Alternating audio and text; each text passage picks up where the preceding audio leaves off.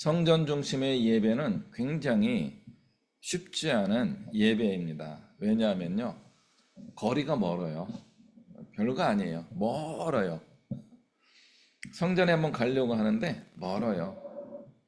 옛날에는 다 걸어서 다녔기 때문에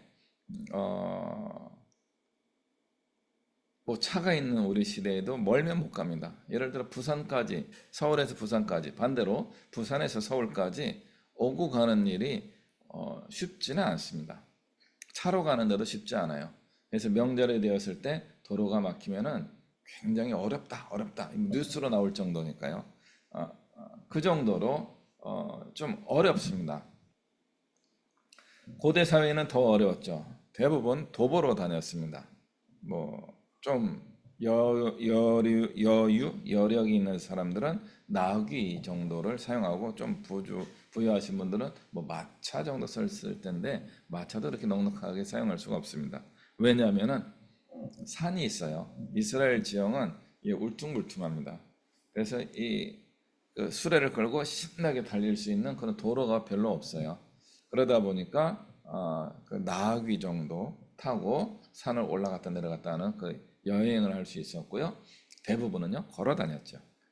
그러다 보니까 성전이 너무 멀었어요. 그 성전 중심의 신앙생활을 해야 되는데 불가능했습니다. 왜요? 성전을 하나만 짓게 한 성전이 하나예요. 다른 성전을 지으면 우상 숭배가 되었습니다. 그래서 성전 중심의 신앙생활을 하는 것이 굉장히 이상적인 모습이었지만 실제로는 신앙의 연약함이 계속 생겨나게 되었습니다. 그래서 바벨론 포로기라고 하는 그런 70년간의 고통스러운 시간을 거치는 동안에 이스라엘 사람들, 특히 유대인들과 레위인들, 그리고 제사장들이 그걸 깨달은 거예요. 우리가 뭐가 문제였을까? 너무 지나치게 성전 중심이었구나. 성전 중심이 나쁜 것은 아니었지만 성전 중심만 가지고는 우리의 신앙이 올바르게 되지 않는구나. 그럼 어떻게 할 것인가? 그래서 회당 중심의 신앙으로 변화하기 시작합니다. 회당 중심 신앙은 무엇인가 하면 성경 말씀을 공부하는 곳입니다.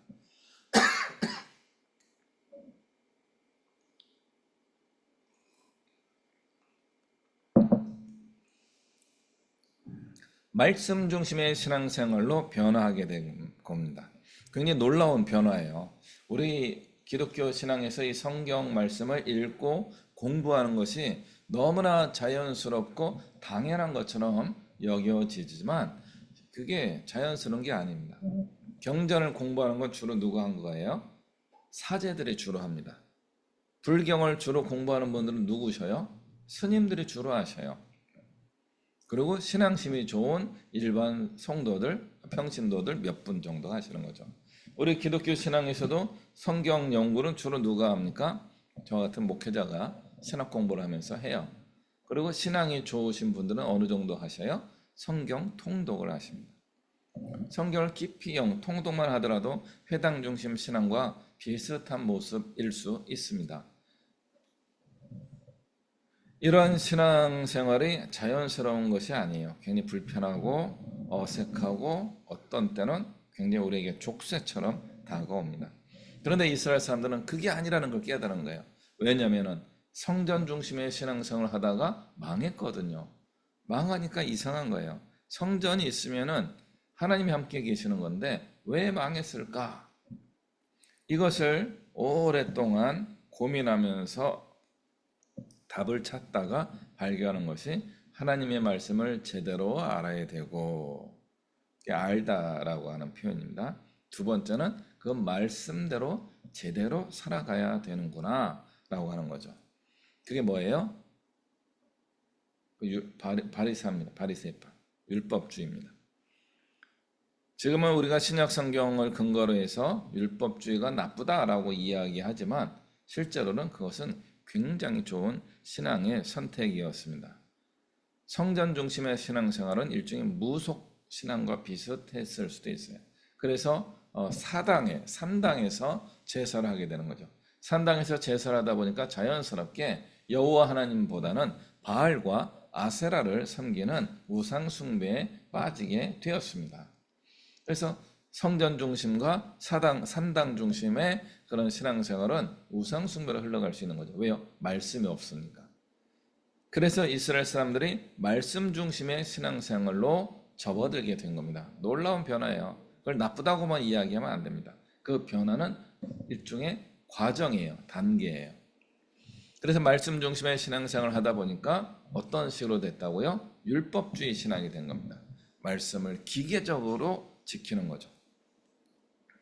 이거를 현대에서는 근본주의라고 이야기합니다. 펀더멘탈이라고 합니다. 펀더멘탈.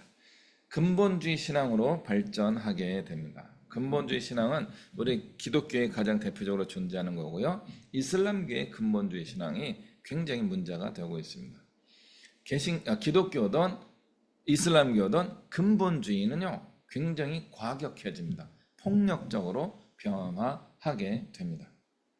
근본주의, 성경 말씀, 성경 중심이다 라고 이야기하는 순간 굉장히 어마어마한 폭력이 발생할 가능성이 생기는 겁니다.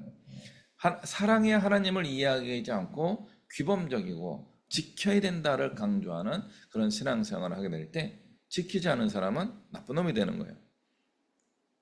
그래서 야, 신앙을 잘 지켜야지 이렇게 권하고 격려하는 그런 어떤 신앙적인 훈련이 있는 것이 아니라 퍼니시먼트라는 거예요. 징계를 하는 거예요. 벌을 주는 거예요. 너 율법을 어겼으니까 벌 받아 라고 하는 거죠.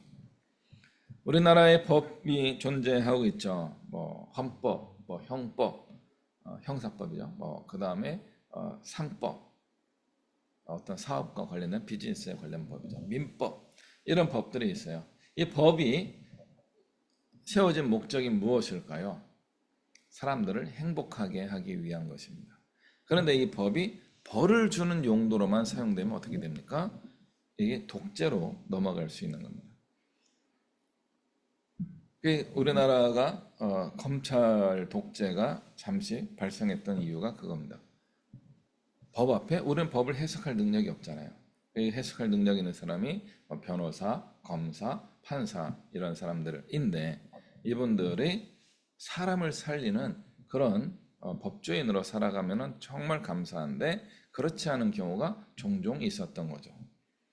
더 힘을 얻고 발전하려고 하는 사람들이 올라가지 못하도록 하는 방해로서 법이 작동할 때가 굉장히 많이 있는 거죠. 그래서 누구는 법을 어기는데 괜찮고요. 누구는 법을 조금만 어기는데 어마어마한 징벌을 받는 경우가 생기고 나오기도 했습니다. 그래서 누군가 이야기하더라고요. 법은 국민을 평화롭게 하고 행복하게 만들어야 되는 그런 것인데 이것을 독점하는 사람들에게 뭔가 문제가 있지 않냐라고 하는 거죠. 이게 법에도 문제이지만 우리 신앙에도 문제가 발생하는 겁니다. 교회 안에서 목회자 중심주의가 발생하는 이유가 무엇입니까? 거기 뭔가 힘이 있어서 저 사람을 통해서 뭔가 하나님의 그 신비로운 무엇이 나에게 오지 않을까 하는 기대가 생겨나기 때문에 그렇습니다. 그리고 그것을 잘 이해한 목사님들이 교회를 잘 섬기고 이끌기도 하십니다. 그러나 그것이 한국교회가 가지고 있는 앞으로도 이 문제를 가지고 씨름해야 되는 문제라고 할 수 있습니다. 어떤 문제일까요? 일반 성도님들이 자유롭게 힘있게 능력을 발휘하는 그런 신앙생활을 하셔야 한다는 것입니다. 오늘 성경 말씀에서 야이로라고 하는 회당장은 전형적인 수동적인 신앙입니다. 대신 이분들의 능동성은 어디서 나오겠어요? 율법, 구약 성경을 해석하고 그 말씀을 따라 이야기할 때는 굉장히 능동적인 분이 되십니다. 그런데 자기의 문제를 하나님의 말씀으로 해결을 하지 못했을 때 이분은 굉장히 수동적인 사람이 되었습니다. 예수님이 바닷가에 도착하셨을 때 야이로가 기다렸다가 막 뛰어가요. 뛰어가서 예수님 앞에 철푸덕 그래야 돼. 딱 무릎을 꿇고 엎드려서 예수님 도와주세요. 나의 딸이 아픈데 고쳐주세요. 굉장히 수동적이에요. 굉장히 능동적이었던 그런 분이었을 건데 회당장이잖아요. 회당장이시고 하나님 말씀을 잘 알고 계시는 분이었는데 자기 딸의 아픔, 질병에 있어서는 무능력한, 무기력한 자신을 발견한 것입니다. 그래서 예수님께 열심히 달려와 가지고 무릎 꿇고 겸손하게 도와주세요. 이렇게 수동적이고 연약한 모습을 보이는 게 나쁘다는 뜻이 아닙니다. 평상시 우리가 그렇게 살았어야 되는 겁니다. 늘 하나님의 능력이 우리를 통해서 흘러가야 되는 거죠. 그 흘러가는 능력이 나타나도록 하는 방법 중에 하나가 무엇인가 하면 나는 약합니다. 나는 연약합니다. 주님 도와주십시오. 하는 그런 신앙생활입니다. 그러나 그 신앙생활로 충분하지 않을 수 있는 거죠. 오늘 이야기나 방금 조금 전에 말씀드린 것처럼 야이로와 질환을 앓고 있는 여인의 이야기 두 개의 스토리가 겹쳐 있는 그런 본문입니다. 이 여성과 이 야이로라고 하는 회당장이 비교되고 있는 거예요. 의도적으로 비교한 것은 아니지만 구조상 비교할 만한 상황이 발생하였습니다. 야이로가 원하는 방식은 무엇인가 하면 예수님이 자기 집에 직접 찾아오셔서 손을 얹어서 고쳐주시기를 구했습니다. 그래서 예수님도 그렇게 해주시기로 하셨습니다. 계약이 성사된 겁니다. 이렇게 해주세요. 그럼 그렇게 해줄게. 이 방식의 약점은 무엇이에요? 뒷부분에 나오긴 하지만 믿음이 없다라고 하는 겁니다. 믿음이 없다는 것이 이 방식의 큰 문제였습니다. 예수님을 찾아와서 우리 딸을 고쳐주세요 라고 이야기하는 것까지는 굉장한 믿음의 결심이었고 잘한 것입니다. 그런데 이분이 자기가 원하는 환경과 조건에서 기대했던 바를 이루기 위하여 예수님의 능력을 초대했는데 그 환경과 조건이 하나가 깨지게 되죠. 그 딸이 죽었다라고 하는 소식을 듣게 됩니다. 그럴 때 야이로에게는 믿음이 사라졌습니다. 죽은 자라고 하는 그 조건에 대해서는 예수님이라도 불가능할 것이다 라고 하는 자기 신념이 있었기 때문이 아닐까라고 생각을 해보게 됩니다.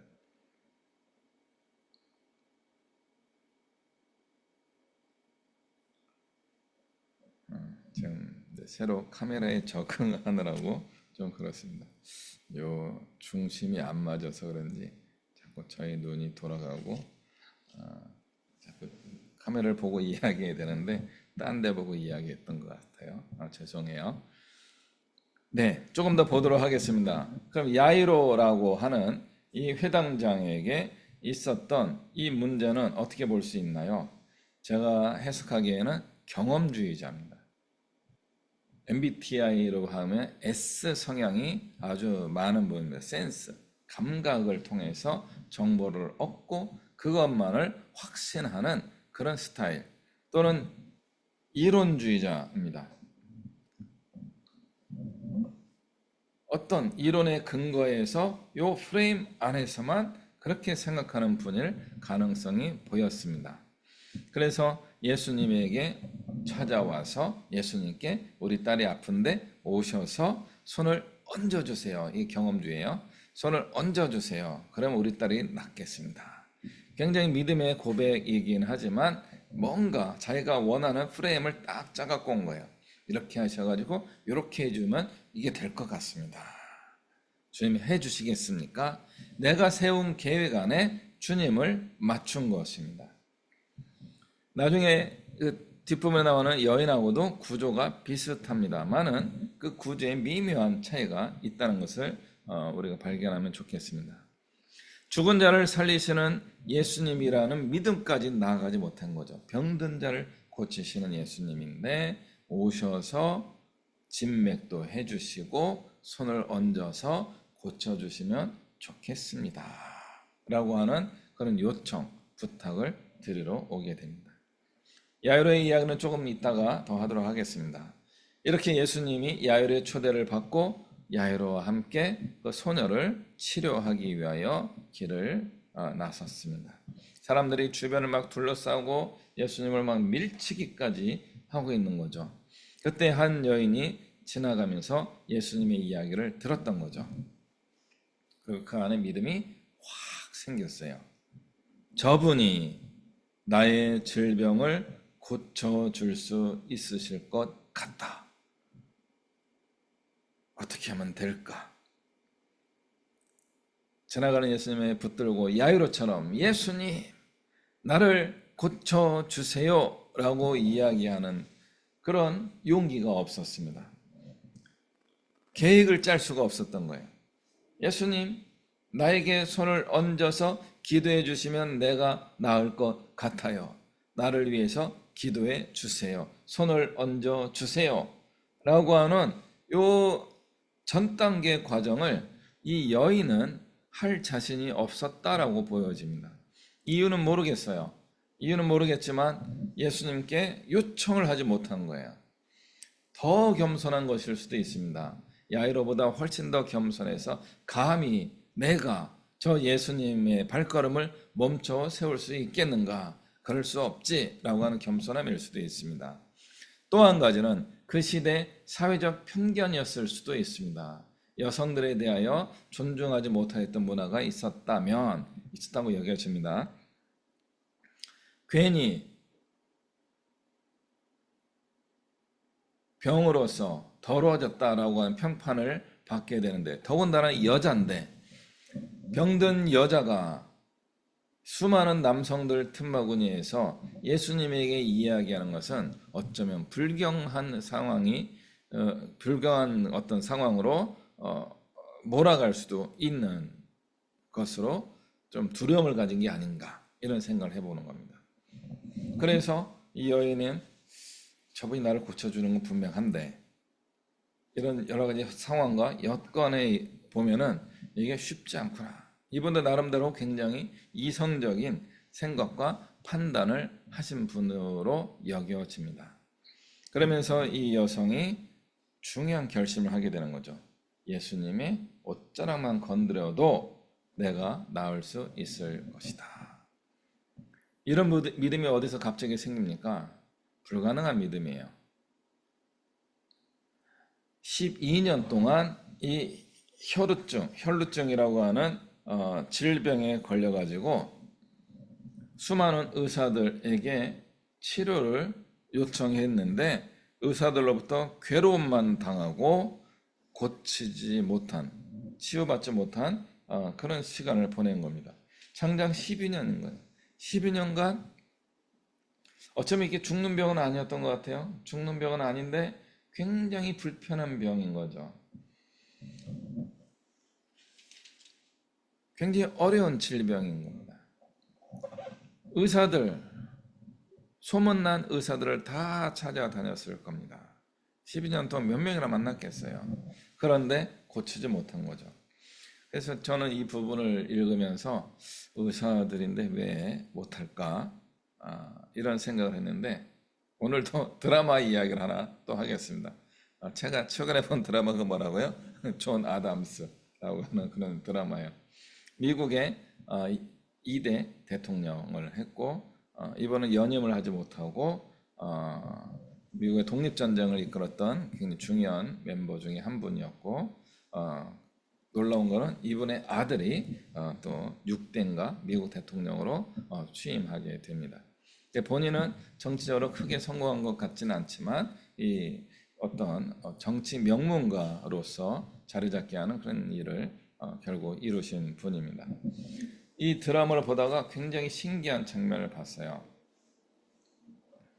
미국이죠. 미국은 뭐든지 뛰어날 것 같은 나라잖아요. 그런데 1700년대, 18세기 거기 미국의 상황은 어떤 상황이냐? 영국의 식민지였고, 영국도 마찬가지였겠지만 이제 과학적 치료 방식이 하나둘 시험적으로 시행되던 때입니다. 거기에 드라마 후반부에 이런 이야기가 나와요. 아담스가 굉장히 사랑하는 딸, 큰 딸이죠. 딸이 어, 이게 암에 걸려요. 유방암에 걸려요. 그 의사가 유방암 진단을 해요. 그 의사가 이야기합니다. 수술하면 살 수 있습니다. 그래서 오, 저 때 암 수술이 있었네 하고 드라마를 봤어요. 드라마 봤는데 가족도 동의해야 되지만 본인도 큰 결심을 하고 와야 된다는 거예요. 그래서 그렇게 어려워? 이렇게 봤는데 수술하는 장면이 잠깐 보여주는 장면이 뭐냐면은 위스키인가요? 술을 이게 글라스에 이렇게 막 따라요. 여기 한 잔을 주고서 마시래요. 그 딸에게 여자 주인공 조연에게 그래서 그 딸이 먹어요. 그랬더니 이만한 나뭇가지를 하나 줘요. 그 입에 물으래요. 그래서 저는 생각했죠. 마취는 왜 안 하지? 마취를 안 해요. 오, 미국인데 한 250년 전 미국에서 사람을 수술할 수 있는 의학적 기술이 있었는데도 불구하고 위스키 한 잔, 한 모금 마시고 나무 막대기를 입에 물고서 그냥 생사를 도려내는 암 수술을 한 거예요. 그래서 1차 암 수술을 잘 끝내가지고 오랫동안 건강해서 지내다가 뭐 재발해가지고 이제 돌아가셨다. 뭐 이런 내용이 드라마에 나오게 되더라고요. 지금으로부터 200년 전에 외과 수술을 하게 될 때에 마취 기술도 없었고 그냥 어마어마한 강력한 수술을 그냥 무방비 상태로 막대기 하나 물고 모든 사람이 그 손발을 다 그 천으로 묶어가지고 침대에 붙들어매서 못 움직이 막 아프니까 곧 몸부림칠 거 아니에요. 그런 상태에서 외과 수술을 집도하는 그런 장면을 제가 본 거예요. 200년 전에 그 정도였으면은 2000년 전은 어떻게 했어요? 2000년 전에 이 여성에게 수많은 의사들이 나름대로 그 당시에는 지식인이고 의술 전문가들이었겠지만 200년 전의 기술보다 못했을 가능성이 높은 거죠. 12년 동안 고생하면서 자기 병을 고친 적이 없는 이 여인이 예수님을 바라보는 순간 저분은 나를 고치실 수 있겠다. 그러나 의사와 같은 방식은 아닐 것이다. 오직 나의 믿음으로만 그렇게 생각이 들어 저번에 옷자락에만 옷에만 손을 대어도 나의 이 지긋지긋한 질병을 고칠 수 있을 거야. 어떻게 그런 믿음이 생기겠습니까? 어쩌면 불가능한 믿음이에요. 12년 동안 내가 경험한 바에 의하면 실패밖에 없었는데 오늘 갑자기 그런 믿음이 생긴다고요? 12년 동안 생기지 않았던 믿음이 오늘 생긴다고요? 어떻게 그게 가능합니까? 그런 믿음이 오늘 이 여인, 이름도 안 적혔어요. 어떤 여인이에요. 어떤 여성. 그 여성에게 그런 일이 생긴 겁니다. 어떻게 그런 믿음이 생기겠어요? 12년 동안 수많은 의사들을 믿고 고통을 당하고 배신당하고 속임수를 당하고 그 의사들 다 사기꾼들이었겠어요? 나름대로 성실하게 좋은 의사들이 계셨을 것인데 그들이 열심히 치료하려고 노력했음에도 불구하고 회복이 안 된 거죠. 그런데 오늘 길을 지나가다가 저 남자를 보니까 나를 고쳐줄 것 같네? 라고 하는 믿음이 어떻게 생겨요? 그게 하나님의 은혜입니다. 그게 하나님의 은혜예요. 12년 동안 별별 의사를 다 만나보니까 이 여인에게도 관상 보는 기술이 생긴 것 같아요. 저 청년을 보니까 뭔가 있네. 될 것 같은데. 그렇게 기대했다가 실망한 게 한두 번이 아닐 거예요. 기대했다가 실망한 게 한두 번이 아닌데 오늘도 그 믿음이 확 생긴 거예요. 어떻게 그런 믿음이 생겼을까? 저는 굉장히 이상한 믿음이에요. 이 여인에게 도대체 그런 믿음이 어떻게 생겼을까? 왜냐하면 제가 보는 관점에선 경험주의자가 아니었기 때문에 그렇습니다. 자기의 경험의 지식만을 전부로 보지 않았기 때문에 그렇습니다. 초월적 하나님이 계시다는 것을 확신하는 분이 분명합니다. 그리고 예수님에게서도 그 하나님의 능력을 발견한 거죠. 그걸 어떻게 발견하느냐? 누가 발견하느냐? 나냐? 나는 되냐? 뭐 이런 질문을 우리는 굉장히 많이 해볼 수 있습니다. 답은 쉽지 않아요. 오늘 제가 드리고 싶은 이야기는 우리의 경험을 넘어서야 된다라고 하는 겁니다. 경험을 넘어서야지만 우리는 하나님의 놀라운 기적을 경험할 수 있는 겁니다. 그게 진짜 경험인 거죠. 지금까지 했던 경험은 뭐예요? 살다 보니 그렇게 경험한 거예요. 이 여성이 12년 동안 자기 병을 고치려고 하다 보니까 별별 의사를 다 만나본 거예요. 살다 보니 그런 경험을 해본 겁니다. 그런데 이 여인은 그 경험에 매몰되지 않았습니다. 더 특별한 신비로운 경험이 있다는 것을 알고 믿고 확신했기 때문에 그렇습니다. 그리고 그것이 예수님에게서 나오게 된 것이죠. 예수님이 탁 지나가실 때 손만 댔는데 내가 알아요. 그 여인이 알아요. 나았다. 그것도 모르겠어요. 어떻게 그게 가능해요? 예수님께 딱 나아갔더니 다 고쳐졌네.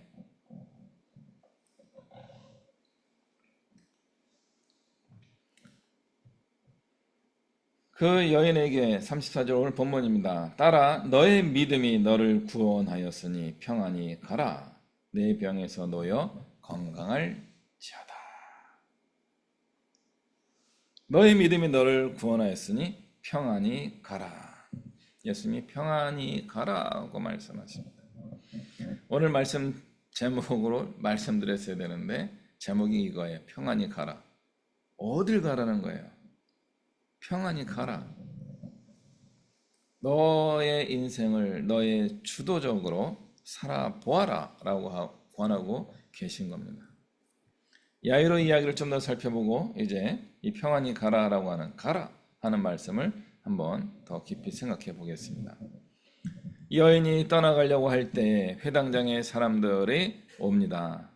회당장님, 이 예수님을 더 이상 불편하게 하지 마십시오. 아가씨가 돌아가셨습니다. 야이로가 이런 충격적인 상황에서 말을 못해요. 전형적인 경험주의자라고 했잖아요. 이 경험이 새로운 경험이에요. 딸이 죽음을 맞이하는 경험을 자주 하는 경험이 아니에요. 우리 일반적으로 많은 사람들이 그런 딸이 죽는, 자녀가 죽는 경험을 많이 하나요? 많이 안 해요. 대부분은 부모님이 먼저 돌아가시지 자녀가 먼저 죽는 일은 없습니다. 그래서 자녀가 먼저 죽게 되는 일은 드문 일이에요. 그래서 더 슬프고 안타까운 겁니다. 부모님이 돌아가신 것도 슬프고 안타까운 일인데 이 자녀의 죽음은 더 고통스러운 거죠. 야이로의 경험에서 남의 집 아이가 죽은 적은 있었을 거예요. 그런데 나의 집 아이가 죽은 것은 처음이에요. 머리가 딱 멈춘 거죠. 경험주의자가 겪게 되는 가장 큰 어려움 중에 하나가 뭐냐면 첫 경험이에요. 지금까지 있었던 내가 가지고 있던 데이터, 경험주의적 데이터가 작동하지 않는 거죠. 머리에 오류가 생기는 거예요. 어떻게 하지? 머리가 하얘진다 그러죠. 머리가 하얘지는 거예요. 아무 생각이 안 나는 겁니다. 어떻게 하지? 사회적 지도자고 많은 사람들에게 하나님 말씀을 이야기하고 이렇게 사는 것이 좋다. 또 많은 사람을 위로하고 격려하면서 살아오셨을 야이로였는데 정작 자신의 삶에서 굉장히 충격적인 일을 경험했을 때는 이분이 머리가 안 움직이는 거예요. 36절에 예수님이 옆에 듣고 계시다가 야이로 이렇게 보시더니 안 되겠네 라고 보신 거예요. 야이로가 이야기하십니다. 두려워하지 말고 믿기만 하라. 두려워하지 말고 믿기만 하라. 여인에게는 너의 믿음이 너를 구원하였으니 평안히 가라 라고 이야기한 거죠. 너는 가라. 야이로에게는 두려워하지 말고 믿기만 하라. 내가 같이 가줄게. 이렇게 하는 거예요. 감사한 거죠. 야이로는 어떤 선택을 해야 되는 중요한 사건에 예수님은 같이, 왜냐면 종들이 얘기하는 거죠. 선생님을 더 이상 괴롭히지 마세요. 예수님 보내라고 하는 거예요. 보내세요. 가시라고 하세요. 야이로는 가시라고 해야 되나? 아니면 그래도 우리 딸에게 그래도 같이 가자고 해야 되나? 결정을 못하고 있었던 거죠. 어떤 결정 장애가 습관적인 분도 계시지만 이런 것은 결정 못하는 게 이해가 되는 겁니다. 그럴 수 있어요. 결정을 못하는 거야. 그럴 때 예수님이 결정해 주셨습니다. 믿기만 해라. 믿기만 하라.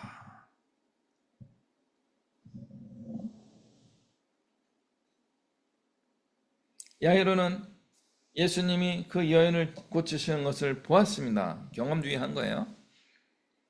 저 여인은 저렇게 그냥 낫네? 우리 집은, 나의 딸은 머리가 정리가 안 되는 거예요. 저도 일종의 경험주의자이기 때문에 좀 정리가 돼야지만 이게 설명을 좀 할 수 있게 되는 거죠. 딸이 죽었대요. 머리에 데이터가 막 왔다 갔다 하면서 뭐 매트릭스 컴퓨터가 작동하듯이 막 열심히 하고 있는데 결정을 못하는 거죠. 어떡하지? 막 그러는 거죠. 감사하게도 이때 예수님이 결정해 주셨습니다. 내가 너와 함께 가겠다. 믿기만 하라. 예수님이 야이로의 집에 가서 유명한 이야기하죠. 소녀야 일어나라. 많은 사람들이 아이가 죽었다고 울면서 장례 준비를 하고 있는데 아이는 자고 있다. 자고 있는 아이를 내가 깨우러 갈 거다. 그래서 베드로와 야고보와 요한 세 명의 제자와 함께 아이의 방에 들어가서 달리다 굼 하면서 이런 소녀야 일어나라 깨어나라 라고 하는 생명을 살리는 기적을 보여주시게 됩니다.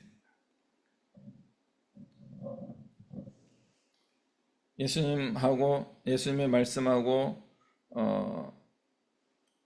야이로와 이 여인 사이의 공통적인 키워드는 믿음입니다. 예수님에 대한 신뢰입니다. 믿음을 가지고 있으면 믿음으로 행동하는 거죠. 그런데 야이로에게는 예수님이 굳이 함께 가주시면서 여인에게는 go away, 꺼졌는데 그냥 가라, go, 평안히 가라. 여기에서 우리는 중요한 어떤 모습을 보게 됩니다. 능동성입니다. 능동성. 여성에게는 굉장히 능동적인 결정하는 그런 능력이 있었습니다. 수동적인 야이로는 성실한 사람이었지만 정작 중요한 순간에는 능동성을 발휘하지 못하였습니다. 그래서 우리는 어쩌면 이 능동성의 훈련을 하는 것이 우리의 신앙생활의 과정이 아니겠는가 그런 생각을 해보게 됩니다. 어려운 길을 향하여 나갈 때 평안히 갈 수 있어야 되는 겁니다. 어제 오늘도 제가 고민을 많이 했어요. 저의 인생을 놓고 저는 요즘 제 인생을 굉장히 고민하며 지내고 있습니다. 오늘 저녁에도 오후에 주일 오후긴 하지만 이따 5시에 저녁 식사 모임이 하나 있어요. 저희가 모이는 모임은 언더우드 아카데미라고 하는 새로운 교회 교육 패러다임입니다. 주일학교 사역자들은 지금까지는 신학교를 공부한 신학교를 다니시는 분들부터 교육전도사라고 하는 명칭으로 교회 사역 훈련을 하게 되는데, 요즘 신학교들이 많이 어려워져서 문을 닫게 되고, 앞으로 또 교회 인기도 많이 떨어져서 신학교 인기도 떨어져서 지원자도 줄어들고 있는 상태입니다. 그러니까 지원자도 줄어들어서 신학교들 문을 닫고, 문을 닫으니까 이제는 어린 청소년도 줄어들고 있는데 주일학교 설교자가 부족해지고 있습니다. 그럼에도 불구하고 저는 다시 한번 우리 한국 교회의 부흥의 때가 올 것이다 라고 하는 저의 믿음이에요. 저의 믿음의 고백이에요. 그 믿음의 고백을 가지고 이제 어떻게 준비해야 될 것인가, 그릇을 준비해야 되는데 그 그릇은 무엇일까 오랫동안 고민을 해왔습니다. 그 고민의 결론으로서 제가 유일한 정답은 아니겠지만 평신도 설교자, 주일학교 전문가들이 활동해야 되지 않겠는가 하는 것입니다.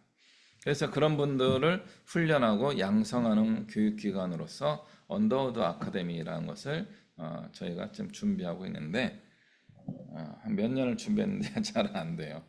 그래서 이제 엊그제 여기까지인가 그만해야 되려나 그런 마음을 가지고 있습니다. 어쩌면 오늘 저녁 시간 밥 먹고서 이제 그만할게요 라고 결정을 내릴지도 모르겠습니다.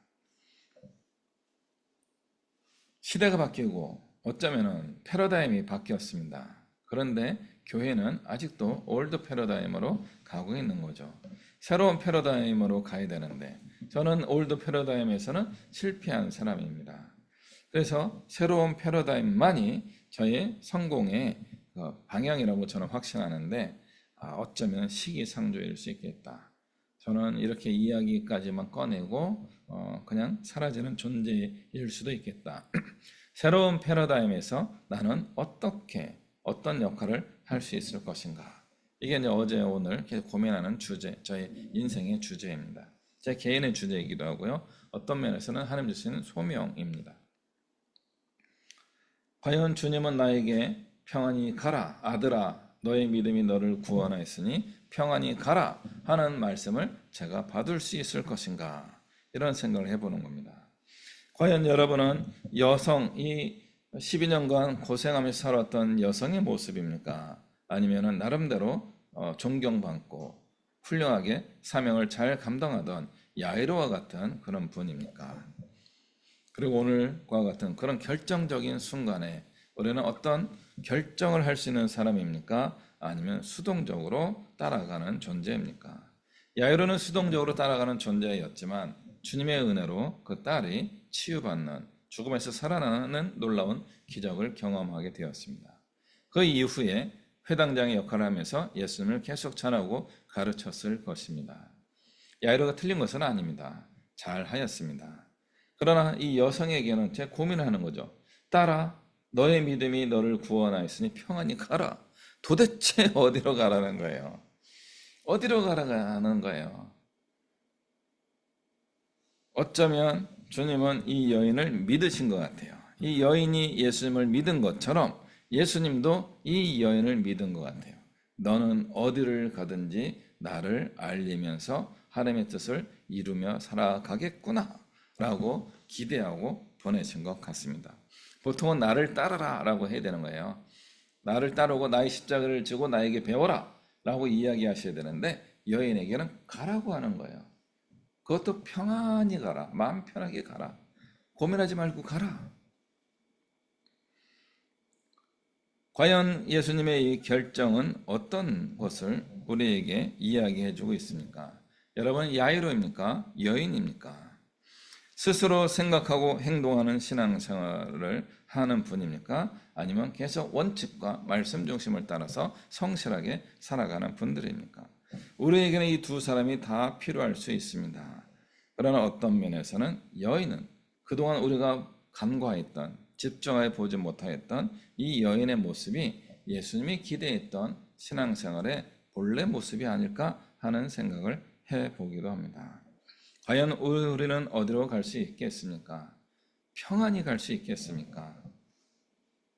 믿음과 용기를 가지고 평안히 주님 주시는 사명을 감당한 길로 갔으면 좋겠습니다. 우리가 계속 훈련을 받으며 살아가야 됩니다. 그랬더니 어떤 분이 지긋지긋한 훈련 이렇게 얘기하셔요. 그때 저는 머리가 딱 한 대 맞은 것처럼 깨달았어요. 야, 훈련만 받으면 안 되지. 훈련 받았으면은 훈련에 입각하여서 행동하며 살아가야지. 군인의 훈련 받았으면 군인해야 되는 거죠. 운동선수면 운동 훈련을 한 것처럼 운동의 성과를 내야 되는 거죠. 우리는 믿음의 훈련을 받았다면 믿음의 성과를 내야 할 것입니다. 우리의 믿음을 다시 한번 훈련의 영역에만 머물러 두지 마시고 이제는 그것을 실행할 수 있는 곳을 향하여 약간 두렵고 떨리지만 평안한 마음으로 믿음으로 나아갔으면 좋겠습니다. 그 길이 과연 무엇입니까? 저는 이 고민을 하고 있는데 과연 여러분은 고민하고 계십니까? 제가 평안히 갈 수 있도록 저를 위해 기도해 주시면 좋겠습니다. 그리고 함께 이 여인의 믿음처럼 나를 위한 기도의 응답을 받을 뿐만 아니라 야이로처럼 하나님께서 친히 찾아오셔서 우리의 삶의 문제를 해결해 주실 뿐만 아니라 더 나아가서 우리가 더 나아가서 하나님의 능력을 발휘하며 살아가는 하나님의 일꾼들이 되었으면 좋겠습니다. 기도하시겠습니다.